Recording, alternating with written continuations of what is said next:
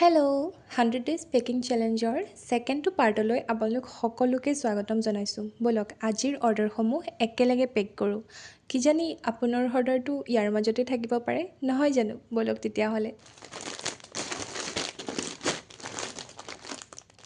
ব'লক তেতিয়াহ'লে আজি ফাৰ্ষ্ট পেকিঙৰ পৰা ভিডিঅ'টো ষ্টাৰ্ট কৰোঁ আৰু লগে লগে কথাও পাতি যাম বাৰু, নহয় জানো?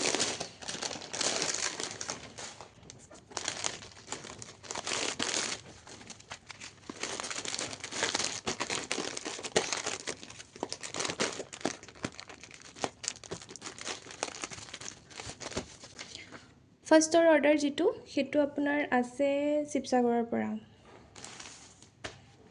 আশা কৰোঁ তেওঁ ভাল পাব।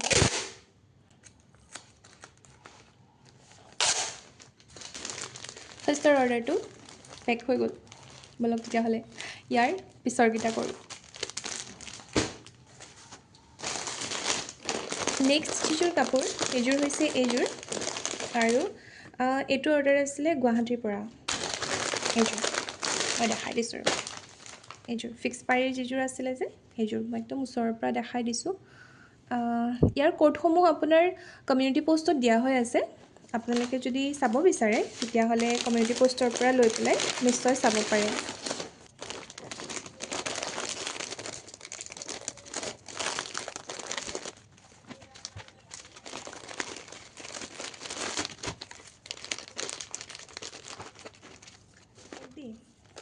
আচলতে কালি যে মই কৈছিলোঁ এটা পাৰ্চেল অকণমান খেলি মেলি আহিছে বুলি, মানে বেলেগ এটা প্ৰডাক্ট আহিছে বুলি, তো মই আজি আপোনালোকক সেই পাৰ্চেলটো দেখাম বাৰু।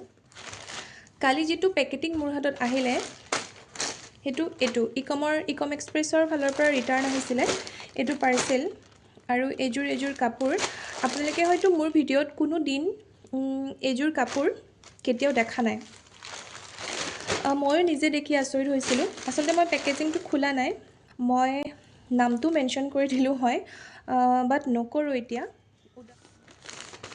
এজন চেলাৰৰ ওপৰত যেনেকৈ কাষ্টমাৰজনে বিশ্বাস কৰে যে তেওঁ আমাক এটা ভাল প্ৰডাক্ট দেখুৱাইছে বা দিছে বুলি, ঠিক তেনেকৈ কিন্তু এজন চেলাৰজনেও কাষ্টমাৰজনৰ ওপৰত ট্ৰাষ্ট কৰে যে তেওঁ মানে সিমানখিনি বিশ্বাস ছেকেণ্ড টাইমৰ কাৰণেও সদায় অটুট ৰাখিব, যাতে এটা যাত্ৰা সদায় চলি থাকক। কিন্তু কেতিয়াবা সেইটো বস্তু সম্ভৱপৰ হৈ নুঠে বাৰু। যিয়ে নহওক দেখা যাওক আগলৈ কি হয়।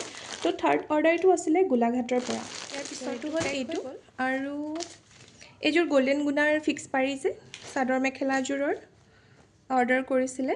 এইটো মই পেক কৰিও গৈছোঁ, আপোনালোকক ওচৰৰ পৰা দেখাইও গৈছোঁ। এইটো ডিজাইনটো আছিলে। গতিকে ব'লক পেক কৰি লওঁ।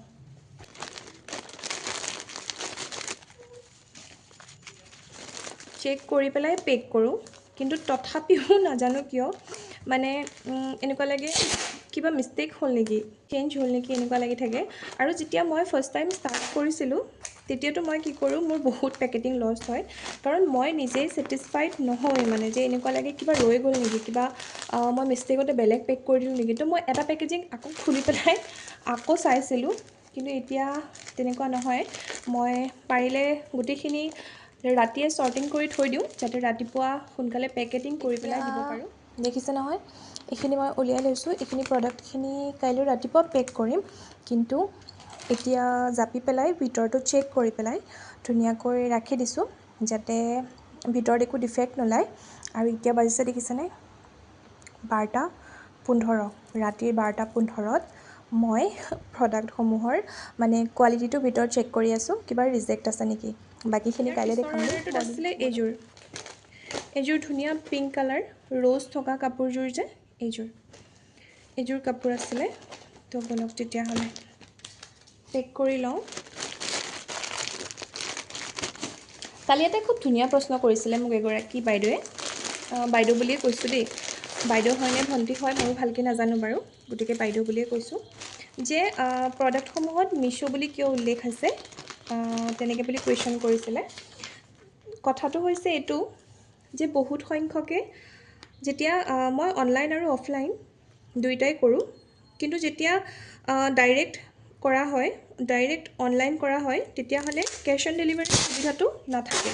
আচলতে কি হয়, হোৱাটছএপৰ জৰিয়তে যিসকলে লয় প্ৰডাক্টসমূহ আগতীয়াকৈ অনলাইন পে'মেণ্ট কৰিবলগীয়া হয়, কাৰণ কেছ অন ডেলিভাৰী দিলে প্ৰডাক্টটো ঘূৰি অহাৰ চান্সেছটো থাকি যায়, আৰু তেনেকুৱা হ'লে অকণমান অসুবিধা হয়, যিহেতু বহুত অৰ্ডাৰ থাকে, গতিকে বহুত অসুবিধা হয়।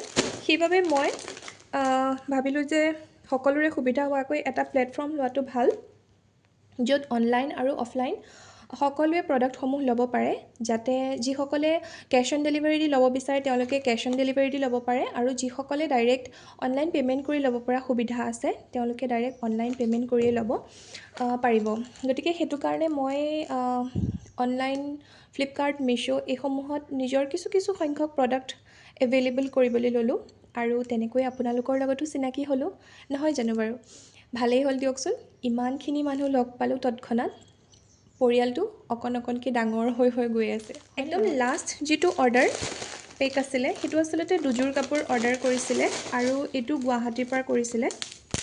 গতিকে এইযোৰ হৈছে গ্ৰীণ কালাৰ চিলভাৰ গুণাত থকা এইযোৰ কাপোৰ, আৰু নেক্সটযোৰ হৈছে য়েল্ল' কালাৰ গল্ডেন গুণাত থকা এইযোৰ কাপোৰ। দেখা পাইছানে?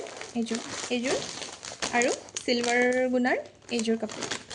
গতিকে এই দুযোৰ কাপোৰ একলগত পেক কৰিব লাগিব, কৰি লওঁ ব'লক পটাপট। একলগত জাপি সোমোৱাই দিছোঁ, একেবাৰে বেয়া নাপাব যদি আপুনি ভিডিঅ'টো চাই আছে, তেতিয়াহ'লে একেবাৰেই বেয়া নাপাব দেই।